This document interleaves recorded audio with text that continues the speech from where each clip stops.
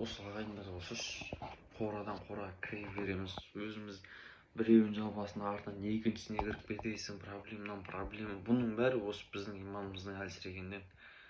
Өзім сөйтіп ойлаймын, жеке өзім мнением осы иманымыздың әлсірегенінен осы күнәға батып кете береміз, күнә істей береміз, күнә әдістерге бара береміз. Оған былайша айтқанның бәрі харамның бәрі ақша ғой. Харам жолға кеткеннің бәрі ақша кетеді ғой. Кредит харам, ол ақша. Ол қарыз боласың, қарыз өтейсің, ішесің, шегесің, анаяққа барасың, мынаяққа барасың. Өйткені харам жолға барғанның бәрі ақша. Жұмақ шынымен де тегін ғой. Алла тағаланың рахматы тегін ғой. Намаз оқу тегін, Құран оқу тегін. Оқты былайша айтқанда жақсы амал жасау тегін. Енді садақа беру бермеу ол әр адам өзіне байланысты. Бірақ 100 теңге болсын, 200 теңге болсын, әр адам садақа бере алады деп ойлаймын. Ол садақа сені кедейтпейді, наоборот, садақа сені байытады ғой.